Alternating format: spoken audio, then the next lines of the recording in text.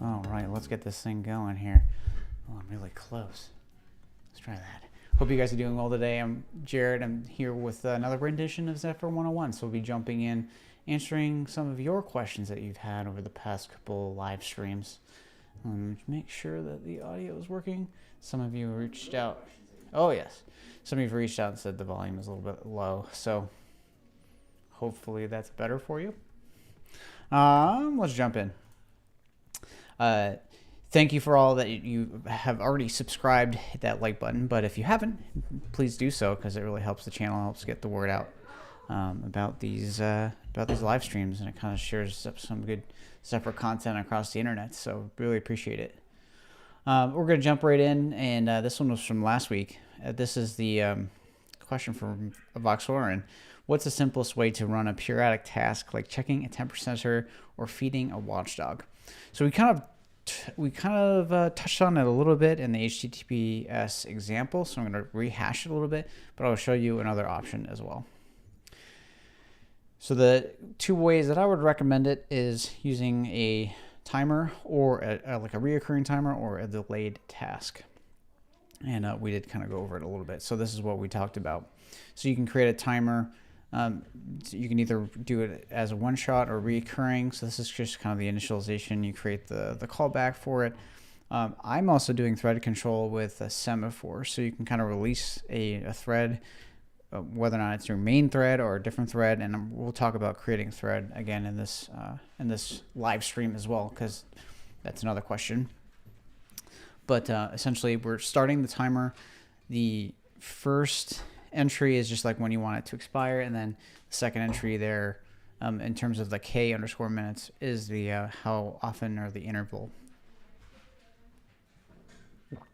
And then to start it all off, obviously we're giving away that semaphore to allow it to process in that while loop, and that just that ksem take will wait forever, and it'll kind of it will let all other threads that are working in parallel to kind of do their own thing until there's actually the semaphore, that thread sem is actually given.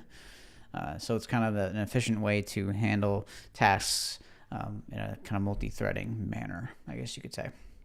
So that's kind of like one way to just like kick it off.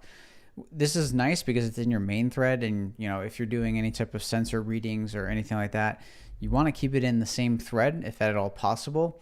And it gets a little tricky if you're doing it across different threads, especially if you're using the same bus, whether or not it's I2C or SPI or whatever. The downside for the timer is that they are ISR driven, so that means you generally have to do any of the work outside that callback function. So that's why I'm using that semaphore, because I'm doing the work in a different thread outside of the ISR. You can also use the system work queue, which is also really great, or you could just create your own work queue, your own work thread, and that's also a possibility. So we'll go into using actually the work queue and the delayable feature that is built into the kernel. So let's jump into that. You can see I'm just created a sensor work delayable, and I'm initializing it later on in the code. So this could be an init function, or at the beginning of your main, or wherever you want it to be, but the work needs to be initialized before you can use it. And then I'm also providing that callback function. So this is the function that you can do the work in. You can actually talk to I2C sensors or anything else on the system. This isn't ISR based. It's part of the, it's a work thread or the system work queue. The only downside is you're just using the system work queue, and other parts of Zephyr do use the system work queue, so you really don't want to put any long-running tasks in here. You want to be really careful about that. And then you can use after you've initialized, you've set everything up, you've initialized it, it's all set. You can use the k_work schedule, and you can set the timer interval to whatever you want. So that will fire that callback that we set before right here at the bottom here. And then you can do your stuff. And what I've done in the past is I've actually, at the end of that function, that delayed function, I would just reschedule another task to run at the same interval or whatever, if I want to change it or whatever needs to be done. So hopefully that gives you an idea of how I've done it. again, it's really easy to do. It doesn't have an interval per se, but you can basically reschedule a task to run later on. So the only downside is, especially if you're using the system work queue, I've shot myself in the foot with this. You just don't want to block anything that's happening in the system work queue. So in reality, you probably should just create your own or your work thread for a completely different set of tasks without messing with the system work queue. So it really depends on your workload, depends on what's going on. And just remember, you just have to, like, if you're doing a lot of sensor readings, make sure they're in the same thread. You don't want bus contention. You don't want anything bad to happen when you're trying to access data on a bus, on a shared bus, especially I2C. So just keep that in mind. Always try to target to use the same bus if you can. In a related I2C question, how to scan the I2C address using Zephyr. So Revithy was actually asking, he says like, hey, how do I just scan to see what devices are connected to I2C? There's a bunch of already existing tools. There's actually an I2C shell that you can enable and do that, but I'm just going to show you the quick and dirty code of just doing it in Zephyr. This actually, so there was a sample in the Zephyr repo for a while, and it was actually removed because there was some inconsistencies or issues with some AT-SAMD parts and some STM32 parts, I think. That's just the way the code was written. You can't quite do it in a really efficient way, as I'm about to show you in this code below. It does work on Nordic parts, so that's all I care about. So you set out to read in the address for the device that you expect. It's going to be in hex. Make sure there's an ACK, or basically when you're done reading, you'll either get an error code or you get a 0, and that's essentially you've received an ACK or not. So first of all, we want to make sure that the device is set up properly. We're initializing that all at compile time. Make sure we're just pointing out the correct device. We're making sure that it's ready more than 99% of the time. It's fine, but if you're using the same function is also used for connected devices to I2C, and if they're not there, the device will not be ready and it'll cause an error. So it's as simple as using I2C_read with the reference to the bus that you want to use. I've created just a dummy uint8._t, so just a 1 byte of data, and just providing a pointer to it. That third entry, I believe, is just for how many bytes you want to read. So really, you don't want to read any bytes. It doesn't matter. And then the last entry there is the address that you want to read from, essentially. And what it does is just spits out on the bus. It says, all right, I want to read from address hex 23. And then typically the sensor is going to respond in an ACK, or in this case, if it's not there, it will respond. It will be a NAC, or not acknowledged. So in this case, yep, there you go.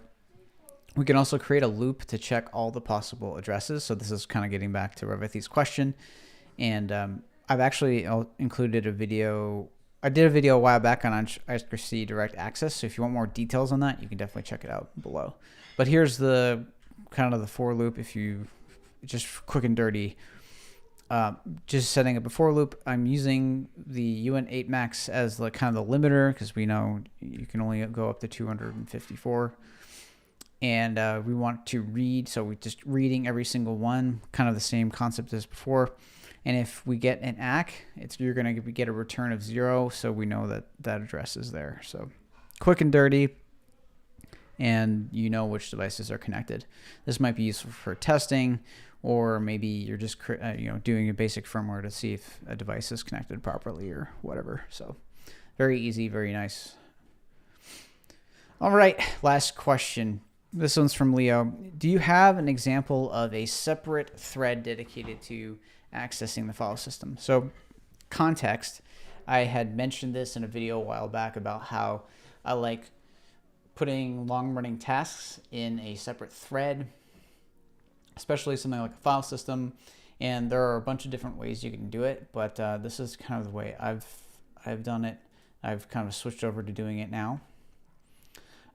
What I usually do is I have a message queue, and there's a struct that you can use. You define a struct, Either can be a num or whatever. You can actually put some data in that struct. Just remember, the bigger it is, the more memory overhead you're going to have, because when you declare the message queue, you're essentially declaring memory that you're going to be using on the stack at compile time. So you can avoid it if you want by doing some trickery here. So we're going to set up a thread, and then we're just processing new events as they occur.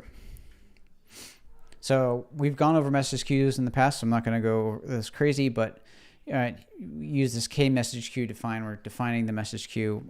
The struct I mentioned, it's called data underscore event. So my module for the data processing, especially for saving to disk, it's called data. Big surprise.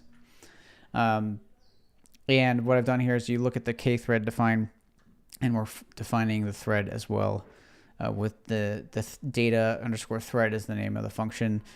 We're using the lowest application thread priority, which is fine in 95% of the cases, maybe even higher. So that just gives you an idea. You really want it as low as possible, especially if you're doing file system stuff. So here's the data thread itself. So this is declared a little bit later on, or actually this is declared first, and then you do hit the macro, but order of operations.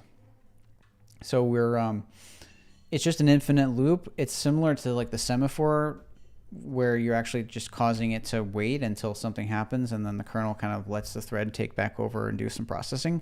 But in this case, we're actually receiving on the queue some type of the data event. In this case, the data event just has an enum inside. But so we're getting it. It's going to wait forever. It's just going to release to the system and let the system do things until there's something in the queue. Here's what it looks like, literally just in enum. Here's just some examples of different events. You could have like a data event, or you could have like a status or BLE events that are going to be getting pushed across the system. And all these things are probably going to be saved into Flash, and then later on you're going to connect and publish those data, that data. So the data is coming in from BLE, and then later on we generate a data event publish, and then it goes through and reads all the data from Flash and publishes it to the backend, whatever. Just as an example of kind of how I think about it. In the past, I've actually put, depending on, like I said, depending on the size of your data, you can queue that in the message queue, or you can kind of save those things in memory within the modules, related modules. So if you have a Bluetooth module, maybe you'll just save it in memory there until it's ready to be accessed. And then if you're producing a lot of data, maybe overwrite the old ones as the new ones come in. Depends on your application. But in this case, I'm just using an enum, so it's the data structure is pretty small and efficient here when you're passing it around. And then when you actually receive it, so this is where I'm getting at, is you can create a function called BLE get event, because there's an event, it produced one, now you have to go and get it, read it, and then you can had a memory blank here. You can encode it, and then you can publish it, or you can save it, or whatever order works for you, or if you want to encode it and save it, or save it as a raw piece of data. It really depends on your application. If you want some more flexibility, sometimes people encode it directly to the Flash, and then they just take it out of Flash and directly publish it later on, especially if you think you're going to be changing your data structures at all. So just an idea of how I've done it in the past. On the other end, this is just the push function, essentially. So when you're creating a new event, you create the event, and then you can use a pointer to that event and actually put it onto the queue. The queue will actually, let's see. Yeah, the queue. So all we're doing is providing a pointer to that k message queue put, and then it's actually copying it to the message queue. So this k message queue put will actually do a mem copy on that piece of memory and put it into the queue. For other parts or other areas in Zephyr, or especially other types of queues, they will not it's mostly just pointer based, so it's not even going to copy any data. So if you want to make sure that data is copied, that you can get rid of it in the module that you're using, you don't have to worry about it. This is kind of the way to do it, and this is the best way that I found. This is one of the hurdles that I had to come over early on in Zephyr. I was like, all right, I need a processing queue. What makes the most sense? So Oh, my music's still going. So depending on the size of your data, I kind of hashed over this, but you can keep it local in the module. So if you have a BLE module, you can kind of keep it there. If you might have to create an array of all the entries and keep track of how many, so then you can kind of copy them over as you need to, or just copy it wholesale to the message queue. Just remember the overhead of memory if you are constrained. You don't have to play with it. It's essentially, if you think about it, it's the same amount of memory, whichever way. So either you put it on the message queue or put it in the module that you're generating the data from. So hopefully that makes sense. And then once it's submitted, you can save the events. You can do whatever you want. And I did a whole bunch of that. I did a whole bunch of content on the file system. So if you want to look into more how the file system works and how you can use it to save data, definitely go check out that one, and that is in the link below as well. So I put a bunch of links in the description box below on the coverage of different things that we talked about: file system, recurring tasks, timers, direct I2C access. And I hope you guys find that useful, and I hope that answered some of your questions, everybody. It looks like we got questions, so I will wait until I do the one more thing, and then I'll see. Costas has an example. Is it possible within a driver to implement another driver on the same file? So in short, have two different driver APIs and one driver source. I think I kind of understand what you're saying. So for instance, the LAS2DH, which is an accelerometer from ST, is on the NRF9160 Feather. They developed a driver which uses both I2C and SPI. So if you are talking something about that, you can definitely go check out that code in the Zephyr repo, because it is there, and it's complicated because they're using a lot of macros at the beginning. If you scroll all the way to the bottom of the file, you'll see those for initializing at SPI versus I2C. So it is possible. It's just a little hairy especially if you're starting from scratch. So I hope that answers your question. Voxorin. So for threads, so for instance, all the stuff that I do is on either an NRF52 or NRF91, and both application processors are single core. The NRF91 has 2 cores, but one is dedicated for the modem side. So it depends really the threading, and that's kind of the advantage of Zephyr, is you can kind of switch between tasks and separate things out. For really constrained projects where you don't have a lot of memory, Zephyr might not be the thing for you. You can run Zephyr without having multi-threaded capability, and that will save a bunch of memory and space. It really just depends on your application. So, all right. I think that's it for questions. So that one more thing, I mentioned it last week. We are doing a Black Friday special, 20% off, best pricing for the whole year. This is the first time I've ever done this. So if you'd love to support the show and you're curious, or you want to get some NRF9160 feathers or the air quality wing, it will be on sale maybe as early as tomorrow. So the only way you're going to be able to get that information or the code for Black Friday is if you subscribe to the mailing list. So go to jaredwolf.com and sign up right there. You should be good to go. Plus, I send out emails, just kind of heads up emails when Zephyr 101 sessions are about to begin. So you kind of get if you're not on YouTube at the right time, it'll come to your mailbox too. So either one. But really appreciate, even if you don't buy anything, guys, I really appreciate you being here, give me the feedback, having questions, and it's cool to see this thing go from 0 to almost like 1,800 plus subscribers. So it's really cool. So thank you for being here, and yeah, this is awesome. Oh, Costas, you had one more comment here. Basically trying to do uBlock Sarah cellular plus GNAS inside cellular. Of course, it's covered by the heart. Oh, cellular driver to make things a bit simple.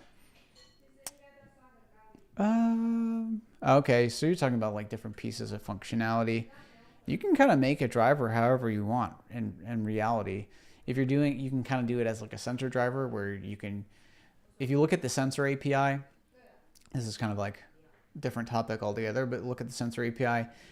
When you do a read from a device, there's like a list of enum entries for different types of values, accelerometer values, XYZ, GPS, things like, I think there's GPS, for position, things like that. You can take advantage of it. The only thing is if it doesn't have what you're looking for, you might actually have to create your own entry for that sensor for that device. That's one way of doing it. You might want to check out some of the other ways that GPS has been implemented in Zephyr. I know you can probably look at, I think Nordic stuff should be open to some extent. They're not using the sensor API though. So, but that is it for today. I have to go because there's people in the other room, but it's been great. Thank you so much for those celebrating Thanksgiving. Have a great Thanksgiving, and we'll see you on the next rendition of Zephyr 101. See ya.